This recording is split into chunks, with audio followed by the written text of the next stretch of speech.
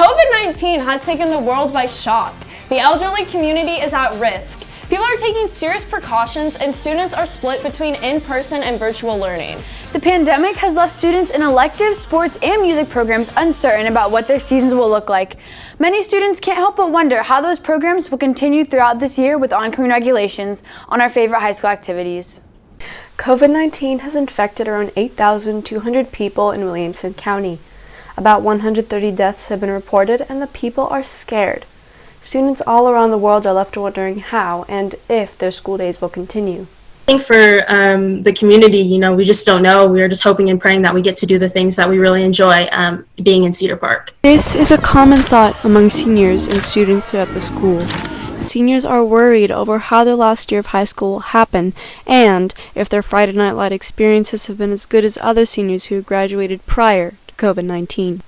Friday Night Lights is an iconic part of the high school experience, a time where students gather to cheer on the football team, watch the band perform a dynamic halftime show, chant along with the cries from cheerleaders, and move along to the routines from the celebs. As a celebrity, football season is such an integral part of what we do, so the thought of not even getting that chance to, put on the green glitter, put on the uniform, and perform is definitely heartbreaking. We're always prepared, always planning in advance, but with COVID, we're starting to play things by ear. I'm very proud of my team, officers and directors, for being able to adapt to the situation, and I'm excited to see what we can do.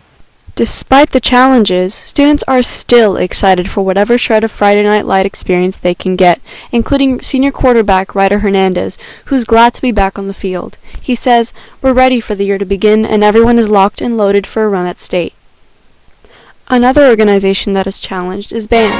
With the uncertainty of their football and competition season coming up, the band is unsure about how things will progress. Finding ways to play their instruments without putting each other at risk is another challenge.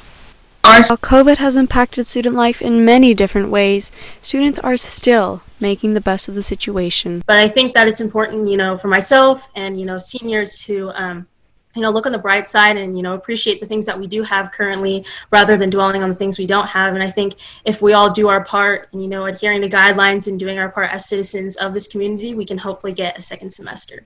The best thing we can do is keep our heads up and follow CDC guidelines. Thank you for that report, Iliana. I'm excited to see these programs finally take the field at tonight's game.